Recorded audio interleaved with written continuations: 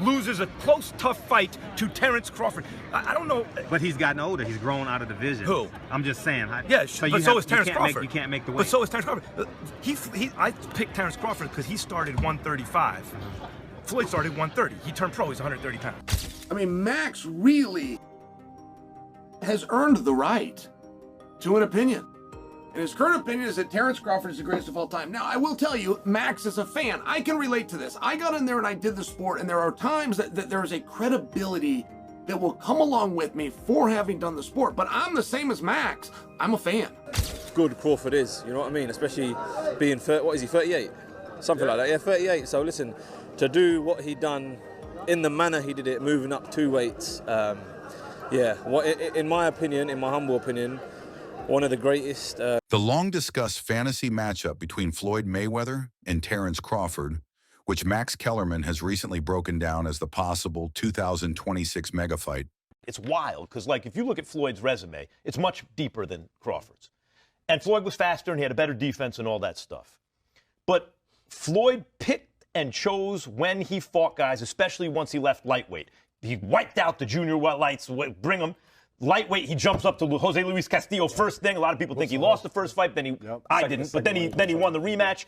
But once he left lightweight, he was careful about when he fought guys. So even though his resume is deeper with names, people remember, but he didn't want it with certain dudes at certain times.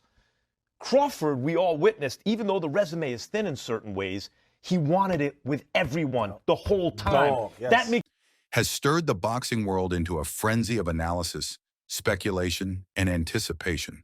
No one has ever been a 4-division champion in boxing. Not a real one. Oh, Pacquiao won 8 and Oscar De La Hoya won 11 and this one won 15. No, I'm talking about Ring Magazine champ or lineal champ. You are the champion of that division. Manny Pacquiao was the first dude to really win 4. Floyd gets credit for 4 for beating Canelo, but that wasn't at the junior middleweight limit. I don't count that. I don't count that. Terrence Crawford just joined Manny Pacquiao as the only legit 4-division champion in the history of boxing.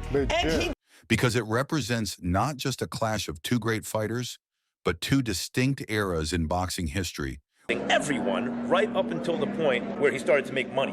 But as much credit as you get for making, the primacy of business, for making business your priority, well, that comes with trade-offs. Because when you make business decisions constantly, sometimes your athletic achievements won't be regarded in the same way as if you made athletic achievements your priority. That said, Mayweather has accomplished a tremendous amount athletically. But the 3 fighters he didn't fight, Antonio Margarito, Manny Pacquiao, when he was obliterating De La Hoya, Hatton, and Cotto, and Shane Mosley when he still had something left. And while he will wind up fighting Pacquiao and Mosley, it'll both be, at the right time for Floyd. That said, what about at the right time for Floyd? He's also ancient. A fighter approaching 40, fighting at the level Mayweather is fighting, is unheard of. Mayweather, until recent times, would be considered one of the greatest older fighters of, that would be the whole story. Oh my God, can you believe how old Mayweather is? It's a little bit unfair to Floyd to say, well, you're picking these guys at the right time. Floyd is old. With Mayweather embodying the master defensive tactician of the past generation,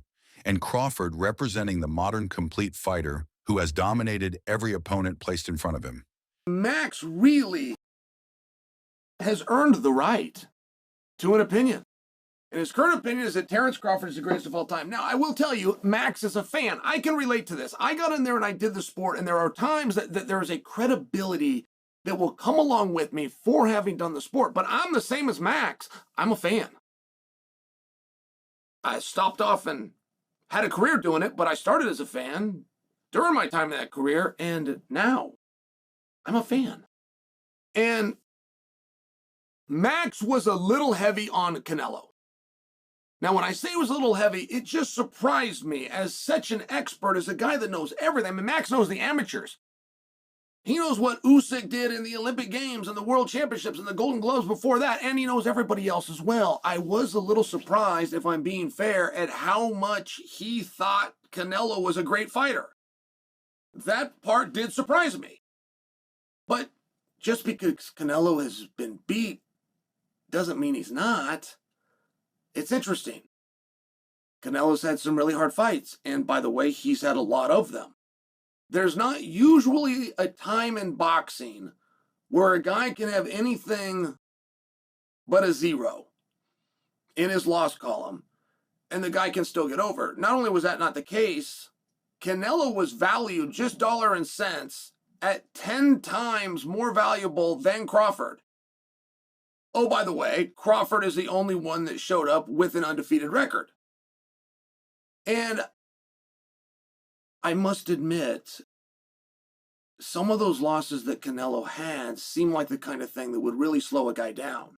Kellerman, known for his ability to dissect fights with clinical precision, emphasizes that the appeal of this bout lies in both its symbolism and its stylistic intrigue. Anti-climaxing for him to drop back down because you already reached the height. You already slayed the giant. And essentially that's what Terrence Crawford has already done. He slayed the giant, okay? Anything else he can do is going to be anti-climaxing. Nobody else he can fight.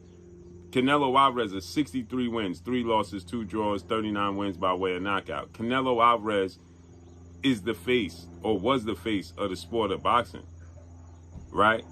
And you defeated him and outclassed him. Everybody expected you to get knocked out. It was a money grab. It wasn't realistic. And you achieved it, right? There's nothing else you can do but one thing. And as I stated, you can put your crown so high on the pedestal, it's almost impossible to reach. And I stated that becoming undisputed in another glamour division in 2 fights, because it really doesn't matter who Terrence Crawford fights at this point in time. There is no name that's going to garner him the traction and attention that he got from fighting Canelo. If he fights Ron Ennis, it's not going to do it. Virgil Ortiz, not going to do it. None of those guys anybody would put against Canelo Alvarez and say that they would beat Canelo Alvarez. So now he would be expected to beat everybody. Okay? Sebastian Fundora, the Towering Inferno, because of the size difference, he's 6'6", 80 plus inch arm reach, right? At fighting at 154 pounds, that would be a... Since Mayweather, even well past his prime, still carries the aura of being undefeated, calculated, and supremely intelligent inside the ring. Marciano was 49-0 before Floyd greats, but he ain't no... While Crawford is admired for his versatility, switch hitting ability, sharp counterpunching. Whack, like I was saying it, oh mate, I had it totally wrong. But it just goes to show how good Crawford is, you know what I mean? Especially being, 38?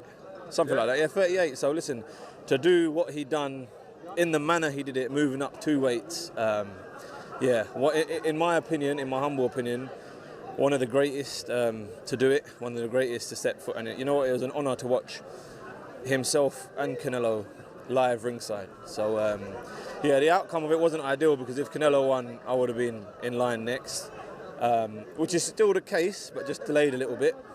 And I suppose it all depends what Crawford wants to do. I saw a post from Umar, actually, who put out before the fight, said, I really want my boy Hamza to win, but I think that Crawford will win. And I think a lot of people kind of possibly have seen that sentiment of they want him to win for you, but at the same time, a few people I spoke to picked Crawford to win. Yeah, no, exactly. And it was a split of opinions, wasn't it? It was very, very divided.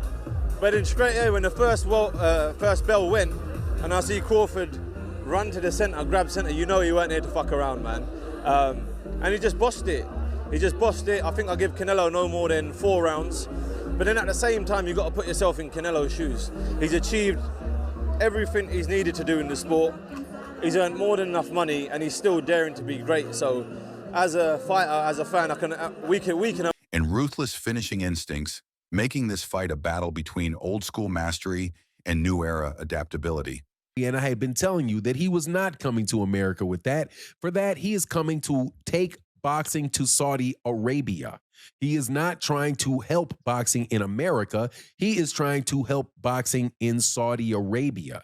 And in order to help boxing in Saudi Arabia, he has to do damage to American boxing, because American boxing is the mecca of boxing right now, and he wants to change where the mecca is.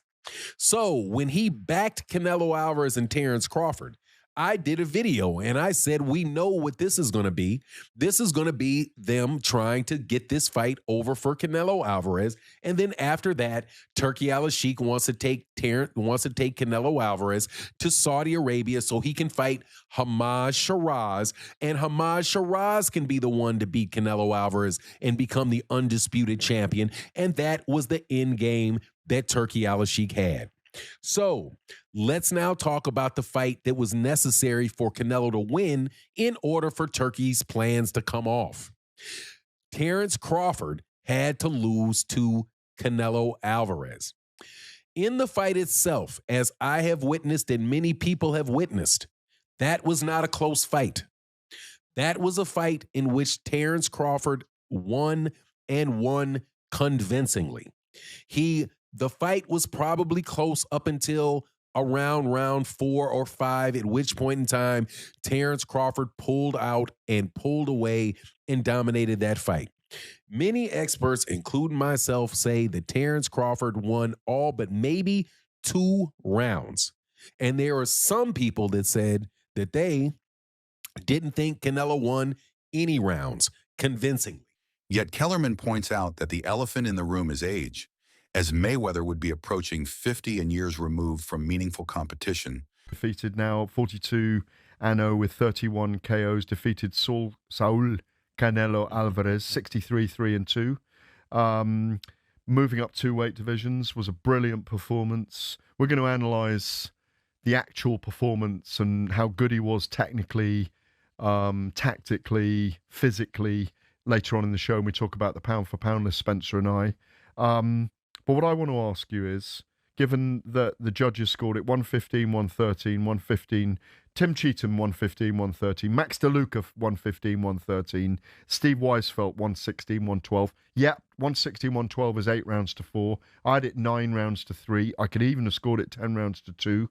How did you have it? Yeah, I had it 117, 111. I thought the scorecards... 9 to 3 then, yeah? Yeah, I thought the scorecards were way too close. But that was always going to happen with Canelo Alvarez to beat him in Vegas.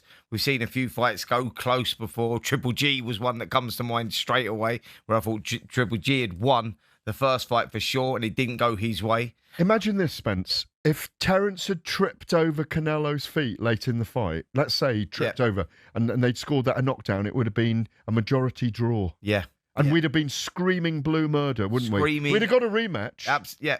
We might still get a rematch. I was going to say that, by the way. That's the only place now for Canelo Alvarez to go to. We know he's still got a couple of fights left with Riyadh season in his contract. I think he'll become like a Ronaldo, a Cristiano Ronaldo for Turki Al-Sheikh. That's what he seems to be setting up as. Get him 2 or 3 more fights, keep him busy, make him a brand ambassador for Riyadh season, get the Mexican audience to know, because obviously there's a big PR going on for Saudi Arabia. They want to conquer America, Latin America. They want to be known out there. Relying on muscle memory, timing, and experience against a fighter still sharp and active, which creates a natural skepticism about whether the fight would be competitive or simply a spectacle driven by Mayweather's name value and the financial windfall such an event would generate.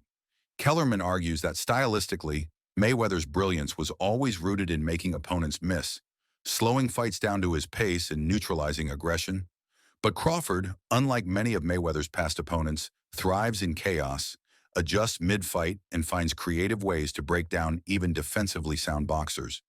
Meaning he could present puzzles Mayweather may no longer be physically equipped to solve, especially in the later rounds where conditioning and activity levels play a decisive role. Still, Kellerman notes that the fight is compelling because of the narratives attached, as Crawford would be risking his legacy by taking on a living legend, while Mayweather would be risking his aura of invincibility by testing himself against a pound-for-pound star. And beyond the technical breakdown, Kellerman stresses that the commercial element cannot be ignored, since Mayweather's return would automatically command global attention and drive massive pay-per-view numbers, while Crawford's name would finally reach the mainstream stage it has long deserved, ultimately leading Kellerman to frame the matchup as both fascinating and problematic. A collision of greatness with layers of doubt, but one that boxing fans would watch regardless, because it represents the kind of generational crossover that rarely, if ever, materializes in the sport.